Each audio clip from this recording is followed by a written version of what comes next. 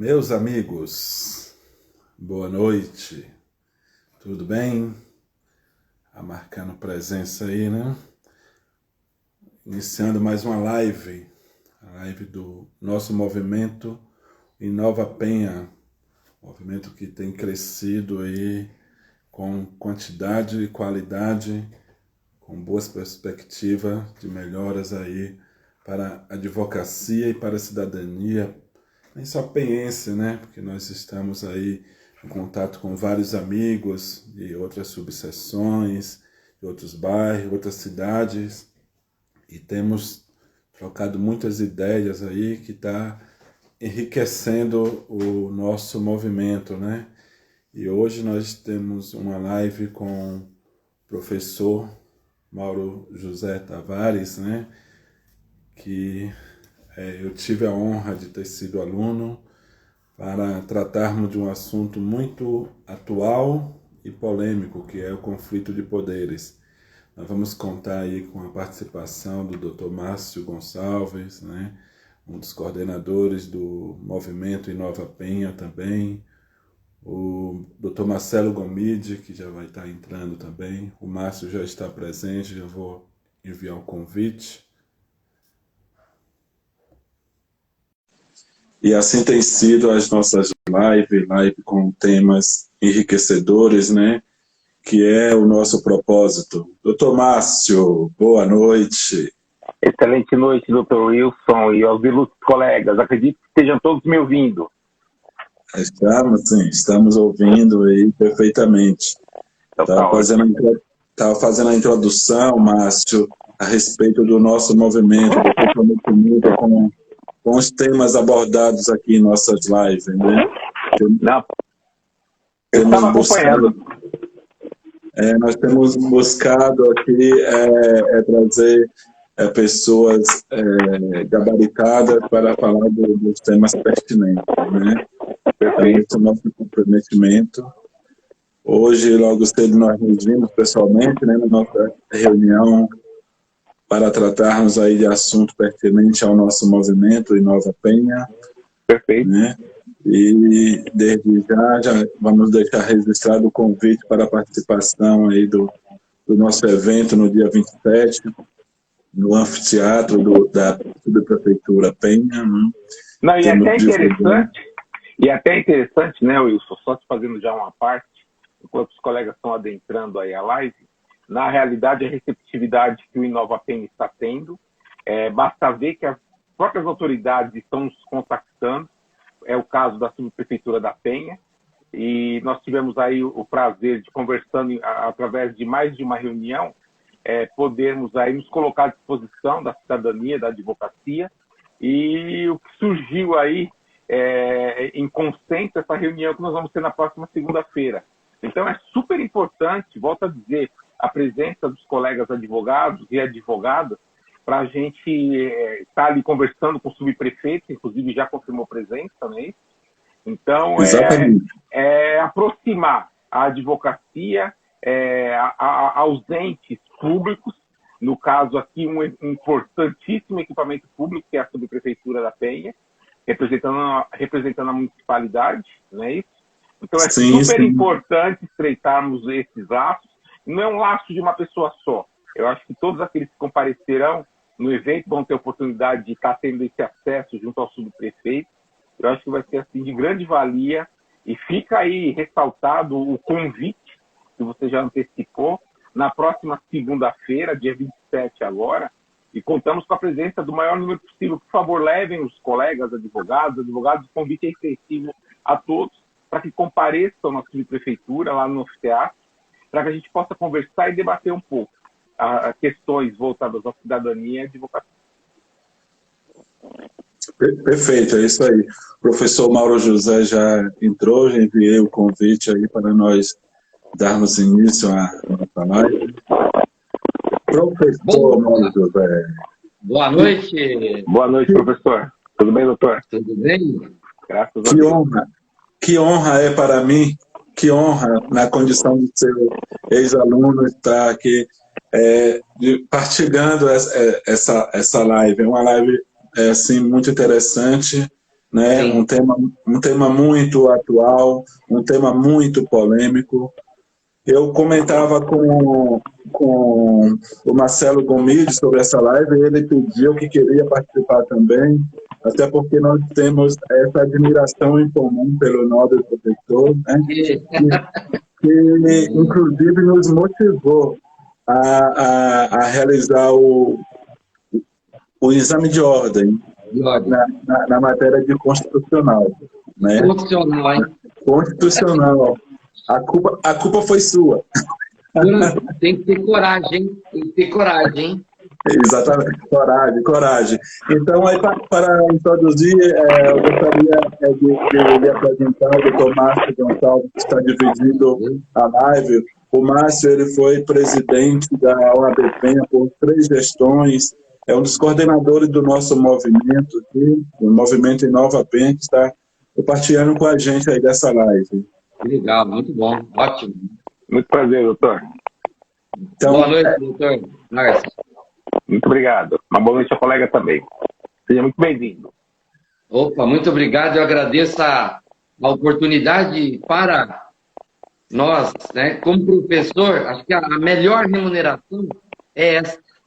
Quando você, numa live, você participa de um tema extremamente atual, contemporâneo, e essa live, o convite partiu hoje de um colega, correto, que é o doutor Wilson, e o doutor Marcelo, que foram meus alunos lá na unidade Maria Cândida, da Uniban. Então, primeiro, gratidão a Deus, né? E esse momento aqui é algo inesquecível. E, claro, participando do doutor Márcio, né? Fica muito feliz com relação a isso. E a ideia é um bate-papo, nada mais do que isso. Tá bom? Muito obrigado. Exatamente. Doutor Márcio quer fazer a sua saudação? Não, na realidade nós já... Eu acredito que a palavra tem que ser passada assim imediatamente ao ilustre colega. Eu até, rapidamente, nós já tivemos a oportunidade de conhecer vários mestres, vários doutores, e o doutor Mauro começou muito bem, na realidade, a sua explanação dele, se intitulando como professor. Então, eu acho que de uma forma singela, de uma forma humilde, mas muito objetiva.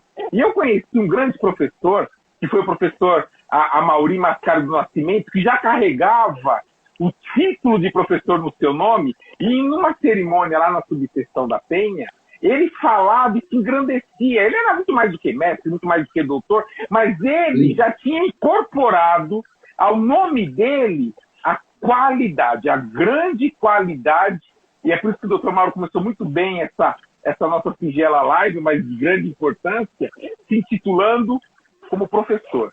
Então já fica aqui, com certeza essa live vai ter um sucesso por conta disso.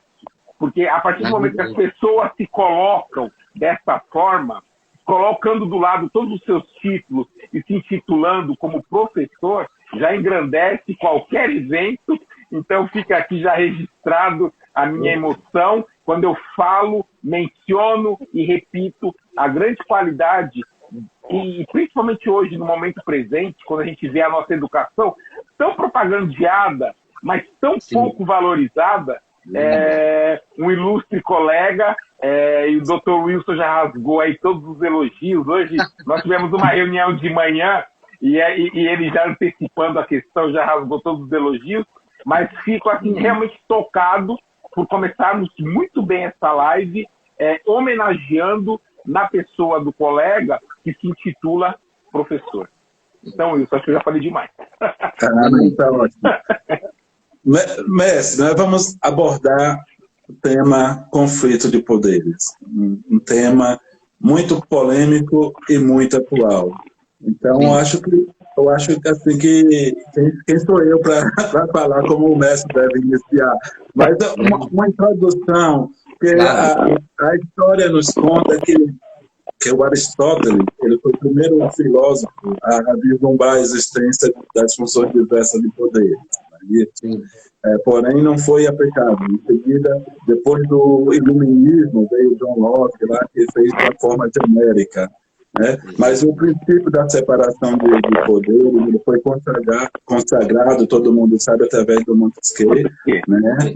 Com a obra do Espírito das Leis. Então, isso aí é um introdutório para que as pessoas possam acompanhar a evolução da nossa live para chegar nos dias atuais. Então, a palavra é mestre. Tá bom, muito obrigado. Acho que a vida é um constante aprendizado. Eu sempre falo para os alunos, quando se inicia um semestre, eu vou aprender com eles e eles vão aprender. Eu meramente sou ali um facilitador com relação a isso. Mas já tratando do nosso tema, e a docência é algo que me faz bem. Eu falo até assim, eu literalmente leciono com o coração. Olha o Marcelo entrando. Tudo bem, Marcelo?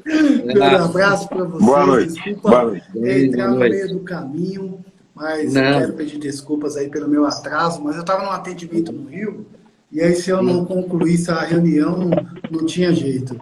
Mas não quero atrapalhar a fala do mestre, e quero dizer que eu me sinto muito grato em poder participar e receber o convite do Wilson e rever o professor aí, que foi o meu... Depois eu vou contar um pedacinho da minha história, não sei se o professor sabe, mas é muito bacana. O apelido, né? Vocês vão colocar até o apelido do professor aqui na live.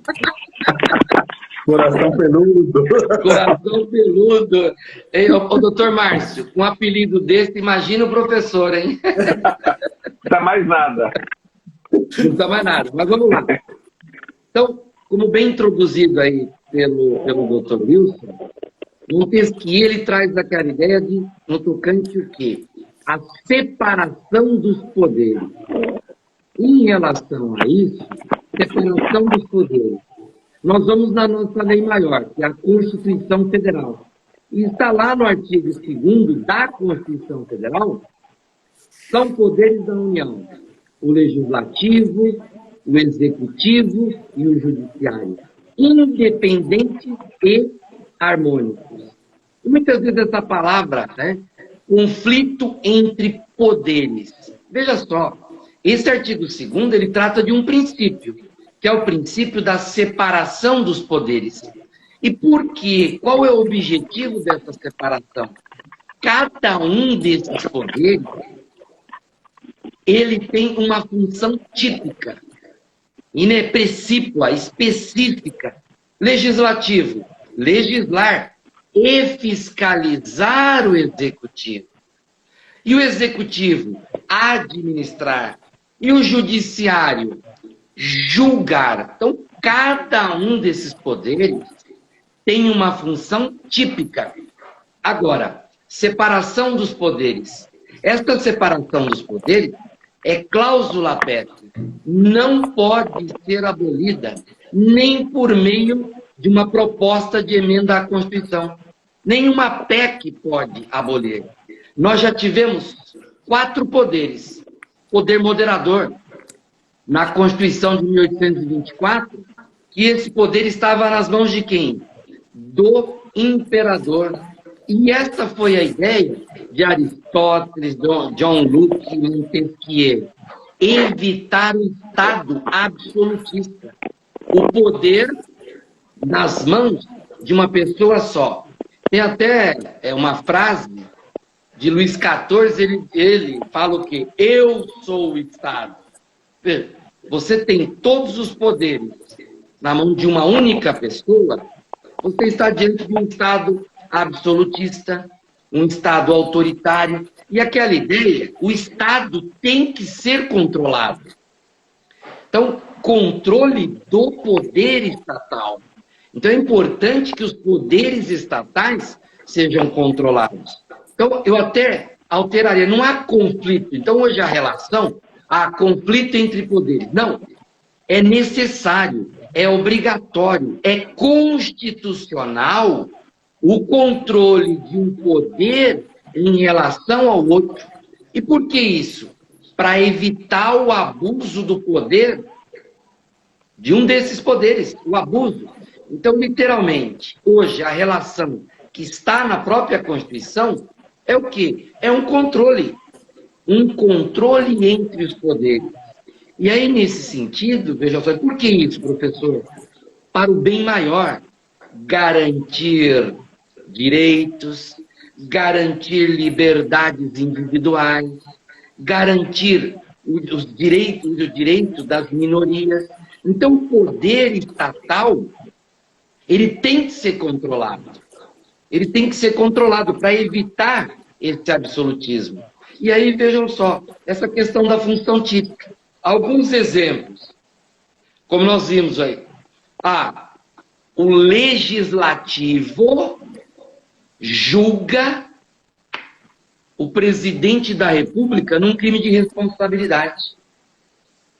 Legislativo? Qual que é a função típica do legislativo? Legislar, mas ele está julgando. Esta é uma função atípica, mas existe isso. O presidente da República, ele exerce o controle no processo legislativo, quando ele veta um artigo, quando ele veta um parágrafo, olha ele exercendo um controle. E isso não pode ser interpretado como conflito, e sim um controle de um poder em relação ao outro.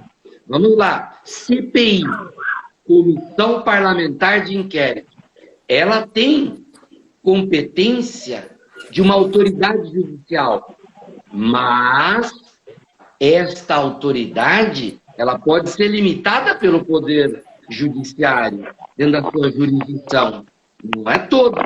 Essa competência que muitas vezes se defende em relação ao presidente de uma CPI. Aí você falaria, muito bem, professor, quem julga um ministro de Estado, vamos dar um exemplo, o ministro do STF, num crime de responsabilidade? O Senado Federal. Então, olha, é o controle de um poder em relação ao outro. Então, para que a gente possa interagir, não há que se falar em conflito entre os poderes. Há que se falar em controle do poder estatal. Um poder, ele tem que controlar o outro. Agora, controlar o outro nas 4 linhas da Constituição Federal. Não é o que eu quero, né? Eu sou ministro, eu sou presidente. Não, eu estou presidente da República, eu estou ministro do STF, eu estou deputado federal, senador. Então, hoje, bem claro, há um princípio de separação dos poderes. Funções típicas: legislativo, legislar; executivo, administrar; judiciário, julgar. Só que esses 3 poderes também exercem funções atípicas. E aí uma teoria ou um sistema chamado de pesos e contrapesos, check and balances, a necessidade. Então, algumas vezes, o poder judiciário, ele vai ser provocado para analisar uma lei. Quem declara uma lei inconstitucional? O poder judiciário. Mas essa lei foi no exercício do poder legislativo. Lei inconstitucional. O presidente da República, vamos dar um exemplo onde ele legisla, medida provisória. Medida provisória, relevante e urgente. Está lá no artigo 62 da Constituição Federal. Mas, apesar da medida provisória ela ter status, ela ter vigência ali como lei, ela vai passar pelo processo legislativo. Então, vai haver deliberação, vai haver votação. E essa medida provisória pode não ser convertida em lei. Aí a pergunta, mas enquanto a medida provisória estava em vigor, vem o legislativo, por meio de um decreto legislativo, e vai estabelecer os direitos naquele período. Então, o que nós percebemos literalmente? Não há que se falar hoje em conflito entre poderes, e sim um controle entre os poderes. Tem que existir esse controle. E por que tem que existir esse controle? Porque o poder estatal, ele tem que ser controlado. Ele não pode ficar nas mãos de uma pessoa. E aí, olha só o legislador constituinte. Pode falar que ele é inteligente, né? Legislativo. Como eu chego ao poder legislativo? Por meio do voto. Voto. Quem vota? Nós, eleitores. Nós colocamos lá os nossos representantes. E o executivo? Também eleito. Povo. O eleitor coloca lá. E ele tem que existir esse controle. E o judiciário? O judiciário já é diferente. Ou ele presta concurso público, ou há o que nós chamamos de quinto constitucional. Então é importante, e aí tem até aquela frase de Abraham Lincoln, em 1863, que ele diz o quê? O governo do povo, pelo povo e para o povo. Isso é extremamente importante, e eu sempre falo o seguinte, não confundam o poder estatal com o governante. O governante, ele, não tenha dúvida, vai ter um viés político, uma diretriz política? Vai! Tanto que eu vou votar num projeto de lei complementar, num projeto de lei ordinária, eu aperto lá sim ou não, nada mais do que isso, sim ou não, correto? Então vejam só, os poderes, primeiro, eles são independentes, eles são harmônicos, mas é necessário um controle de um poder em relação ao outro para evitar o poder de poder. Mas o mais importante, esse controle tem que ser realizado como está estabelecido na Constituição Federal. Então, quando o presidente da República, ele literalmente elabora uma representação em face de um ministro de Estado por crime de responsabilidade, ele pode? Claro, você pode. Nós tivemos, anteriormente, foram advogados no caso da ex-presidente Dilma Rousseff. Advogados. Né? E aí, quem é competente? O Senado Federal. Nós tivemos uma medida provisória agora em relação a fake news, que o Congresso Nacional fez? Devolveu essa medida provisória. Não é relevante, não é urgente. Agora está sendo encaminhado um projeto de lei. Então você percebe o seguinte, o que é isso? Isso não é conflito. Então eu defendo como? Eu defendo o quê? Há, literalmente, um equívoco de quem verbaliza isso. Né? Não é conflito. Há o quê? Literalmente. Não é o conflito, e sim a necessidade de um controle. E nós sabemos, qualquer agente público, se ele extrapolar, se ele se exceder, ele é passível de ser responsabilizado pela Constituição. Isso é extremamente importante. Aí a gente vai complementando. Se tiver algum questionamento, eu vou respondendo. Wilson, Márcio, Marcelo. Não, perfeito. Uma aula, né? Uma aula. Exatamente. A gente volta àquele tempo, né, Marcelo? Volta, viu? É muito enriquecedor. E quando nós propomos esse tema, é porque ele, além de ser muito importante, ele é muito polêmico, sobretudo nos momentos atuais, né? A política atual, e com o advento da internet, nós temos muitos entendedores de lei.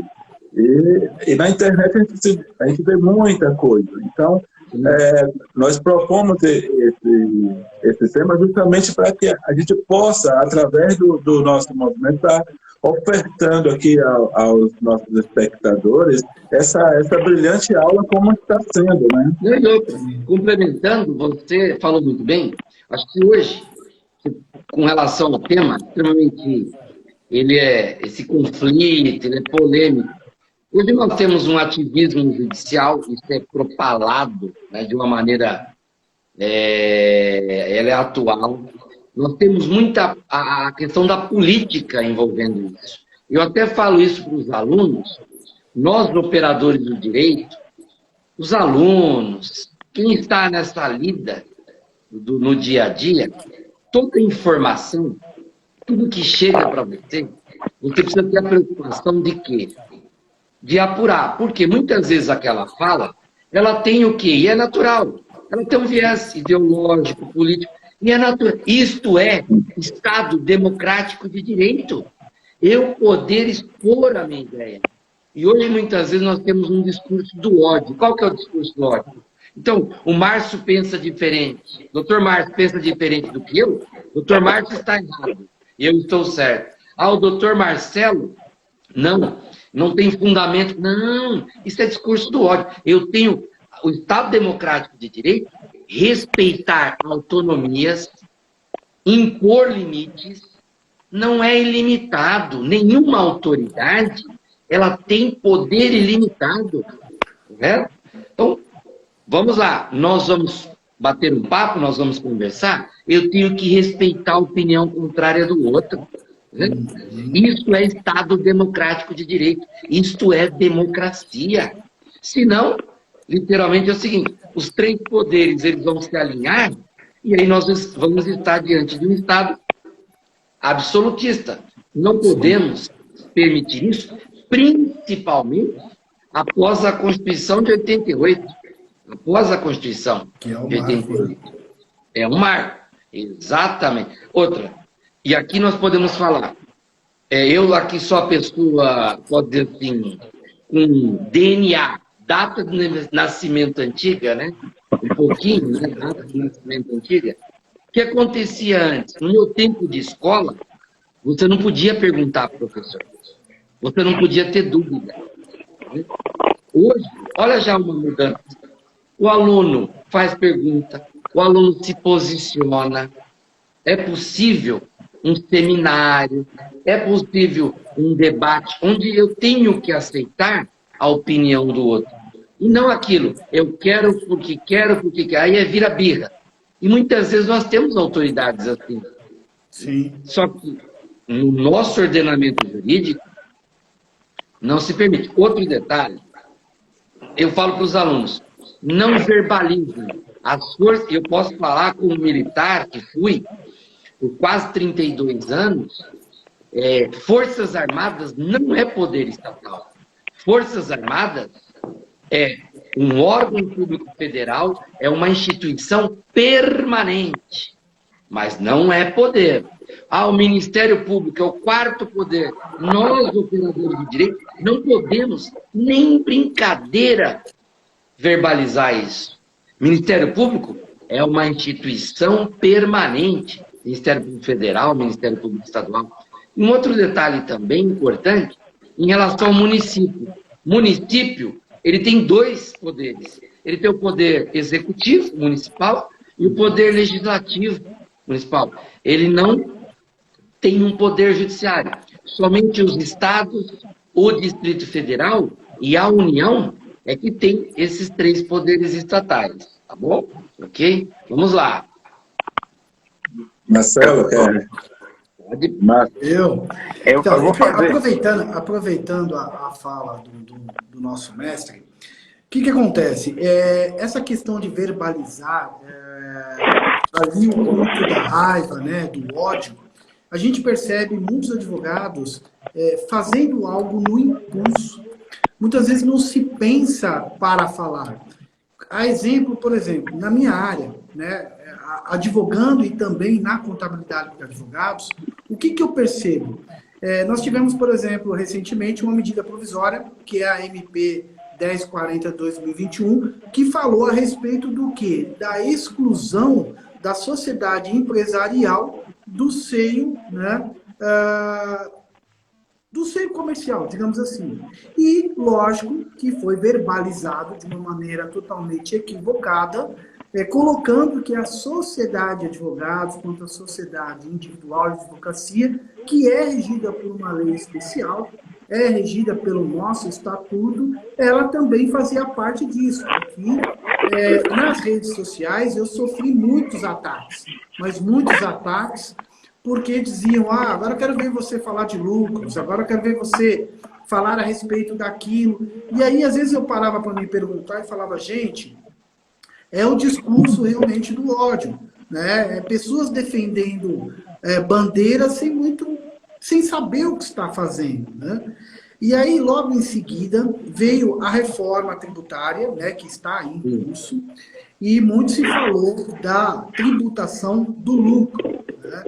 E eu vim e disse o seguinte, olha, dentro da minha experiência profissional, que são quase 20 anos aí de contabilidade, eu acho muito difícil que o Senado aprove, né, algo no sentido de tributar empresas optantes pelo Simples Nacional. Essas empresas geram emprego, geram receita, são ali parte significante do PIB, né?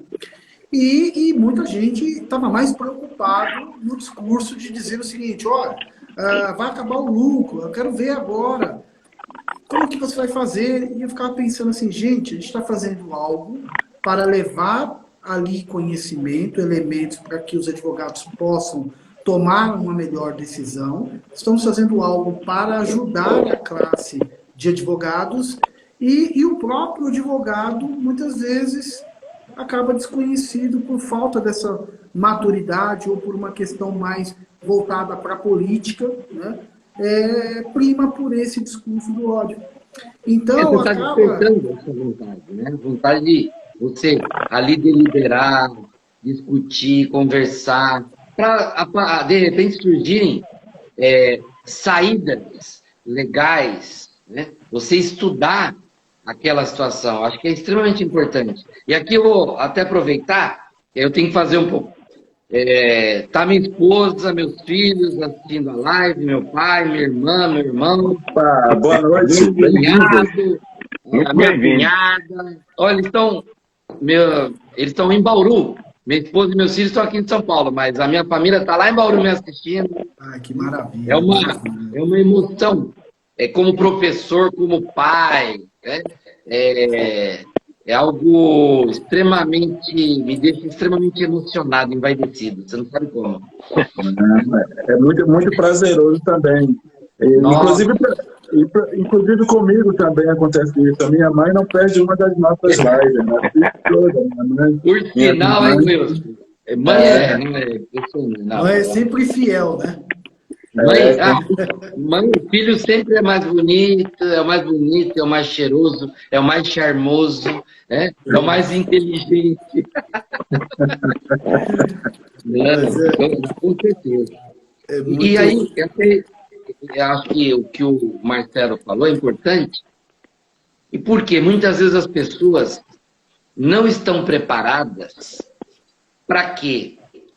Eu tenho até uma frase, estou querendo recordar, diz o seguinte: quando alguém te irrita, essa pessoa que te irrita, ela te domina, né? Então é o seguinte, você tem que entender aquilo como um posicionamento, visando o quê? Vamos adquirir conhecimento com base nisso? Você está despertando um tema para uma pesquisa. Esse é o objetivo, acho que principal, nós como operadores do direito. E não, porque a partir do momento que você quer fazer valer uma conduta, você está impondo, né? Tem que existir o convencimento. Acho que hoje falta um pouco de empatia, falta resiliência. Acho que nós vivemos, acho que a própria crise humanitária e sanitária, ela potencializou isso também. Não tenha dúvida. Porque você vê o viés emocional, ele acaba impactando isso. Eu vejo nas aulas, no dia a dia, muitas vezes você percebe que o aluno, emocionalmente, ele está abalado. Mesmo o professor, em relação a isso. E a coisa não caminha. Você vê isso com o cliente, você vê isso com o aluno.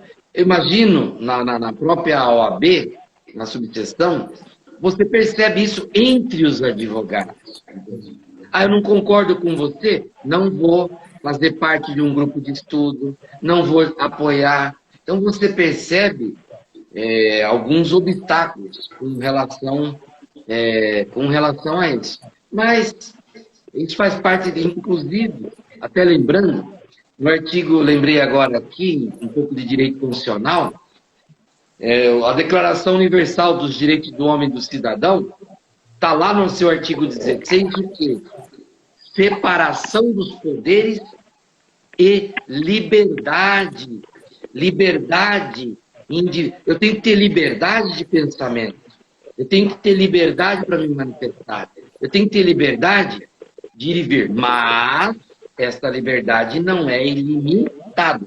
Eu sempre falo, eu respeito as decisões dos ministros do STF, apesar de não concordar com várias. Vou dar um exemplo concreto. O ex-presidente, hoje senador, Fernando Collor de Mello, na época dele, ele perdeu o mandato de presidente da República e se tornou inelegível por 8 anos. Isso aconteceu também com a ex-presidente Dilma Rousseff. Só que aconteceu o que durante o julgamento? Fatiaram o julgamento. Perdeu o mandato. Agora vamos julgar se ela é inelegível ou não. E aí a votação foi que não é. E a Constituição fala perda do mandato e inelegível por 8 anos. Eu concordo com uma decisão dessa? Não, mas eu tenho que respeitar? Sim, porque é o presidente do STF à época que estava presidindo aquele julgamento. Está lá no Senado Federal. Então eu posso não concordar. Eu posso me manifestar em relação a isso. Né? Como nós vemos, fechamento do STF, demissão. Não tem, ele é um poder estatal. Ele está constituído. Está lá na Constituição. Não pode ser alterado por PEC, por proposta de emenda à Constituição. É cláusula pétrea. E muitas vezes operadores do direito, né, entram nessa celeuma. Então nós temos que ter muito cuidado com relação a esse poder, essa liberdade independente. Eu sempre defendo nas aulas. Fale do processo em si, fale do ordenamento, e não da pessoa em especial, daquela pessoa. Porque antes do nome dela, veio o cargo público. Antes, então, presidente da República, deputado federal, senador, ministro do STF. Então, eu tenho que obedecer o que está na Constituição Federal em relação a essas autoridades. Independente se é A, se é B, se é C, correto? Acho que isso, para nós, operadores do direito, é extremamente importante. Então, primeiro detalhe. Hoje, nós temos que defender o quê? É necessário o controle do poder estatal. Nós temos que entender isso, que o controle está na Constituição Federal. Uma questão importante, eu não vou obedecer uma decisão judicial. E aí eu lembro a hipótese de intervenção federal. Se não, você não obedecer uma decisão judicial, é hipótese de intervenção federal no Estado. É hipótese de intervenção federal no Distrito Federal. Nós estamos falando de uma unidade federativa. Olha o que a Constituição Federal ela prevê lá no artigo 34, no 36 da Constituição Federal. Então, olha o grau de importância.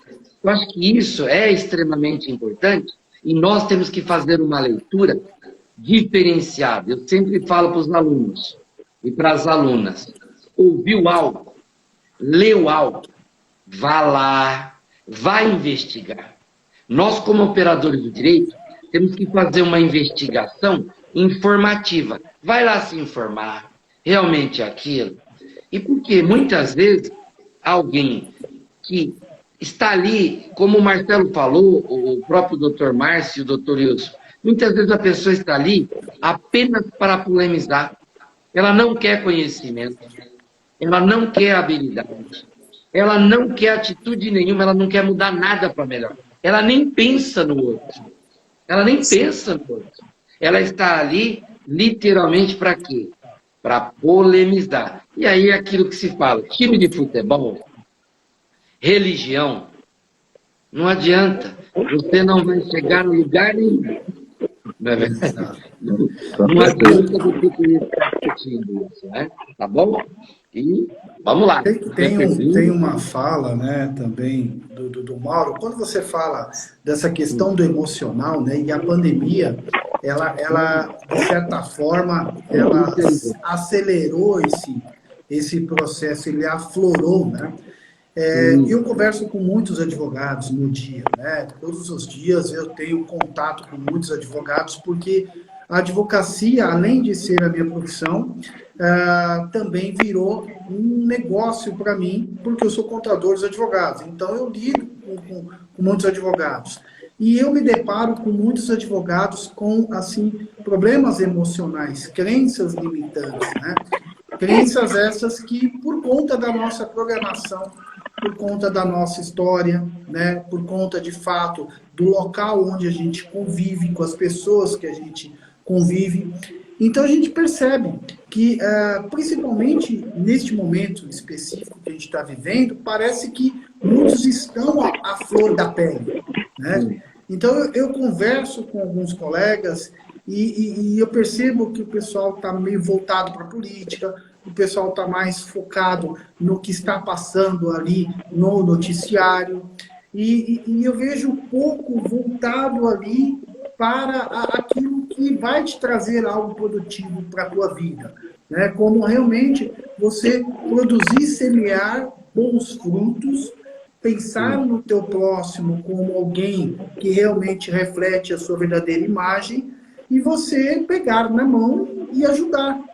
Então, eu, durante esse período da pandemia, tive a oportunidade, fui agraciado com um procedimento de desenvolvimento pessoal e eu não entendia isso. Eu, de fato, não entendia.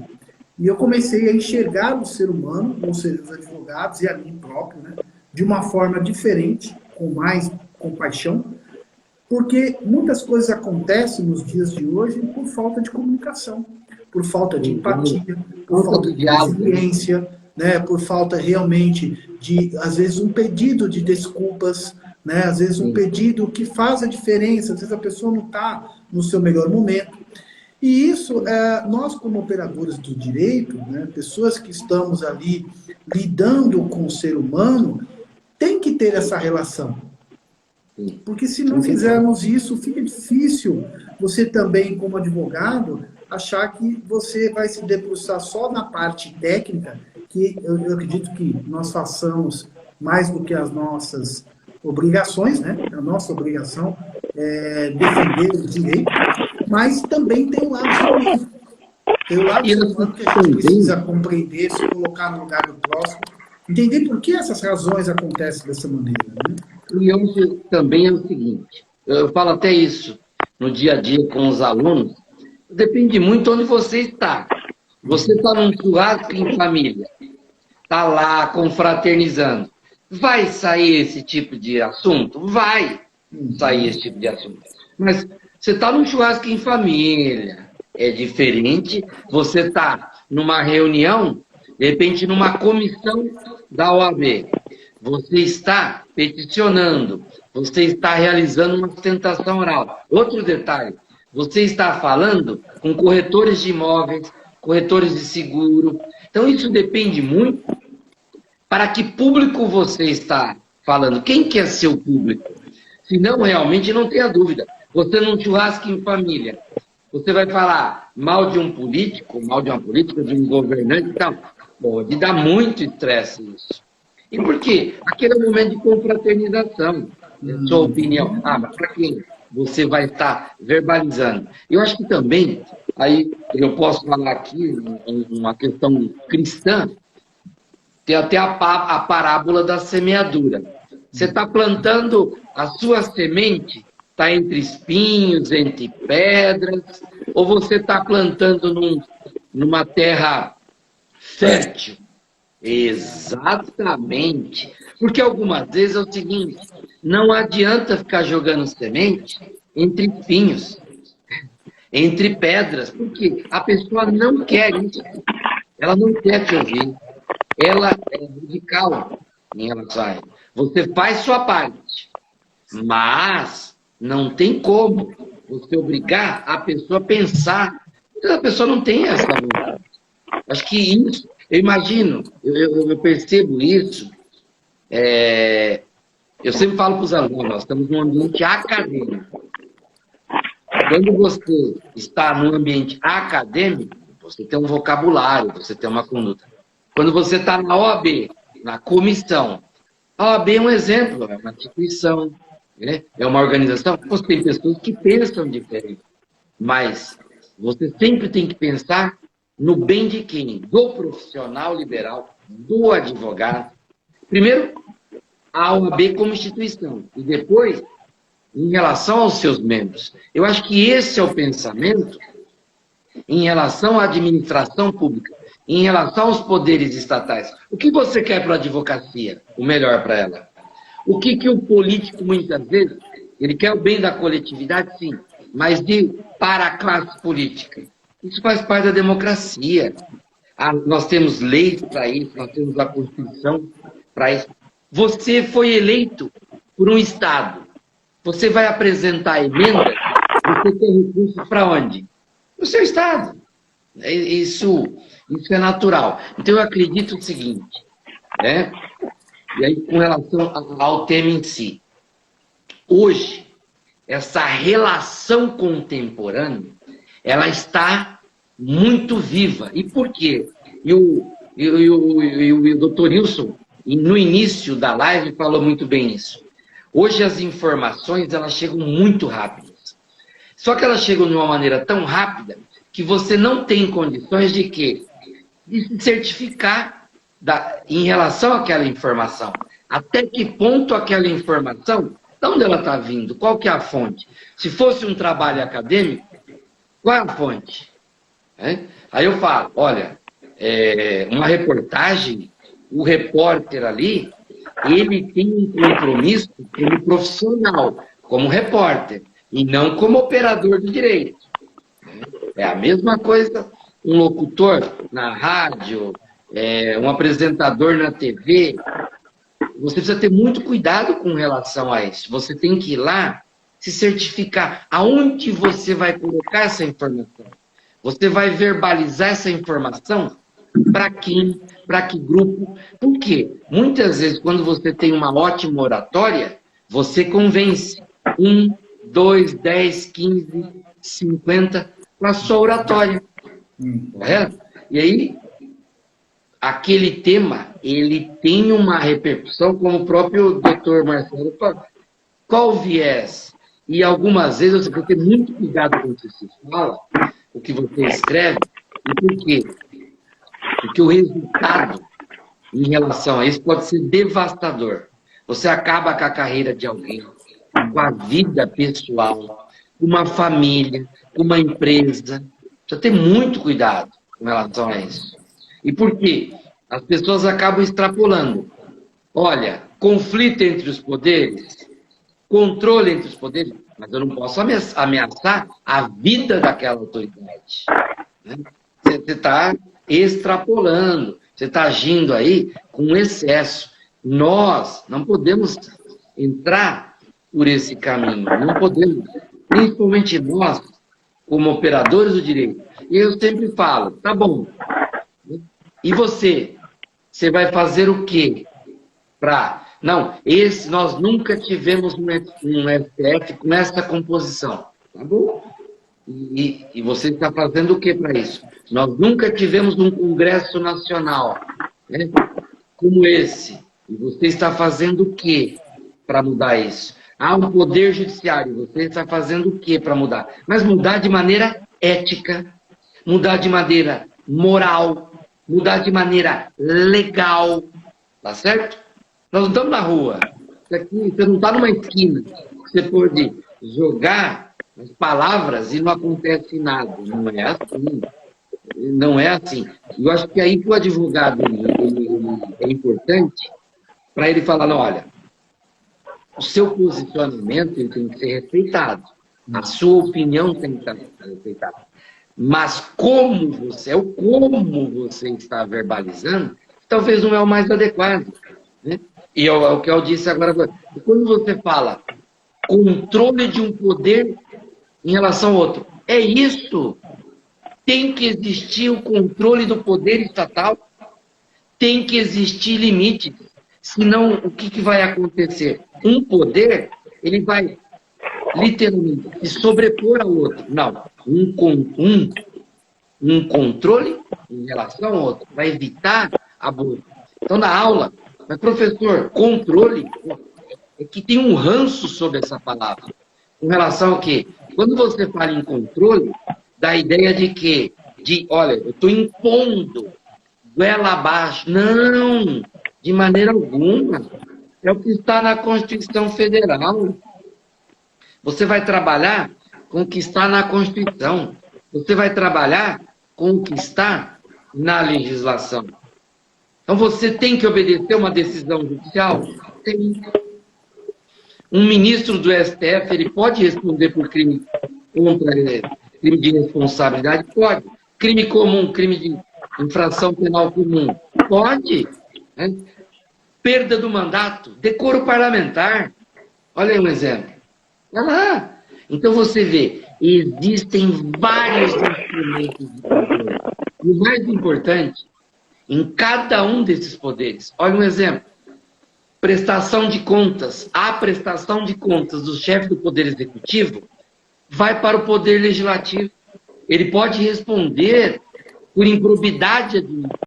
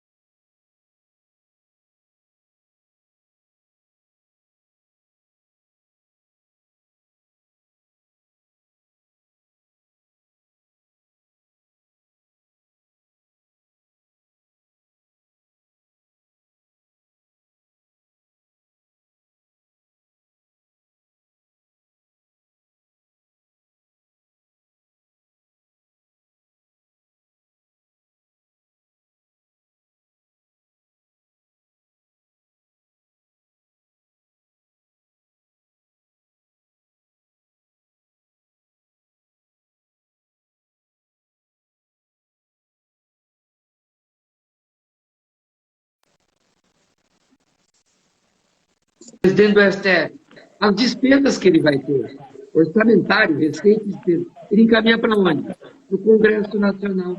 Quem que vai analisar? Um outro poder. Olha o controle. O controle do Legislativo em relação ao Poder Judiciário num projeto de lei orçamentário. Então, isso é extremamente importante, correto? Tá bom? Perfeito, perfeito, mestre. Nós estamos caminhando aí por 3 últimos minutos finais. Eu vou partir para os agradecimentos, né? Eu vou deixar a parte do movimento Inova Penha a critério do nobre colega doutor Márcio.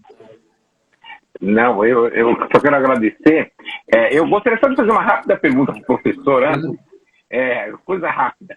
O que está faltando, professor, para a gente voltar a ter a harmonia tão dita e tão propagandeada? E, na minha visão, que é o que falta. O que a gente precisa para que possamos voltar a ter esse estado harmonioso? É as pessoas que têm livre-arbítrio e titularizam esses cargos públicos, literalmente respeitar a função típica de cada poder. Bem claro, é isso. Por quê? Eu sempre falo, quem que imputa, o Estado não tem vontade própria. Quem que imputa vontade ao órgão público, àquela entidade política? É o ser humano. O ser humano, a pessoa, está investida num cargo público, num emprego público e numa função pública. E esta pessoa, ela tem livre-arbítrio. Então, a partir do momento que as pessoas investidas nos seus cargos públicos respeitarem as atribuições que estão na legislação, respeitar a atribuição, a função típica de uma outra autoridade, respeitar a função típica do outro poder estatal, do outro poder, eu tenho certeza que vai existir essa harmonia. E a harmonia não representa isso. Não representa o quê? Eu não vou discordar. É possível, né? A contrariedade. Mas uma contrariedade constitucional. Uma contrariedade legal sem ofender a pessoa. Sem macular, e até eu falo, lealdade institucional. Nós devemos lealdade à instituição. Porque poder judiciário, poder legislativo e poder executivo faz parte da organização. São 3 poderes, há uma organização. Então, eu acho que isso está mais adstrito às pessoas, em razão do seu livre-arbítrio, que titularizam esses cargos públicos. Quando essas pessoas, exercendo o seu livre-arbítrio, cumprir sua atribuição e respeitar a função típica e até a típica do outro poder, eu tenho certeza que nós vamos restabelecer essa harmonia e essa independência que está lá no artigo 2º da Constituição Federal. Perfeito. Eu quero aqui, então, agradecer em nome do movimento a ilustre presença, na realidade, do Dr. Marcelo, Dr. Mauro, que estiveram aqui presentes, a parte do Dr. Wilson, depois eu vou voltar a palavra para ele. Realmente foi de grande valia. O tempo é curto, acaba sendo curto, a gente acaba tendo que pegar um instituto como ele, um verdadeiro instituto, Sim. e temos aí que fazer, mas eu acredito que nós cumprimos o nosso objetivo, não é isso, Dr. Wilson? De levarmos esse conhecimento, claro que é resumido, mas eu quero aqui agradecer, foi assim, super proveitoso, certamente os colegas que nos acompanharam até aqui viram quão proveitoso foi, e aí nós vamos agora debater intimamente todas essas questões que foram muito bem colocadas e pontuadas. Uma semente. Espero que em terreno fértil. Mas é o mais importante, porque daí é que se tiram as árvores e os frutos, não é isso, doutor? Começamos por aí. E eu gostaria, antes até de passar novamente a palavra para o Dr. Wilson, convidar novamente a todos os colegas para esse grande evento que nós vamos ter na próxima segunda-feira, na Subprefeitura de Penha de França. Contamos com a presença dos colegas para debatermos um pouco mais a advocacia, uma profissão que tanto valorizamos, e é a profissão do debate. Nós não podemos eu posso até não concordar com o que o professor acabou de dizer, mas eu tenho que respeitá-lo, eu tenho que meditar, eu tenho que discutir, eu tenho que debater e formar o meu convencimento. Eu acho que isso é importante. E continuaremos sendo amigos, apesar das os eventuais entendimentos diversos. Então, eu quero aqui agradecer uma vez mais ao professor, ao Dr. Gomide, e passo a palavra aí ao nosso colega Wilson para que possa fazer aí o encerramento final. Muito obrigado. E também a todos aqueles que participaram aqui com a gente, várias pessoas, inclusive, mencionando aí a presença, mandando um abraço. Então, realmente é super importante. Estamos aqui para isso, em prol da advocacia, de uma advocacia que pensa, de uma advocacia que debate e que não se furta a debater. Nós não temos receio de debater e nem de termos posições antagônicas. O que importa é o debate. Doutor Wilson, por favor. 15 segundos somente, então a palavra é gratidão. Gratidão a Deus. Gratidão. Obrigado, mestre. Eu que agradeço a Deus, agradeço a oportunidade de estar aqui.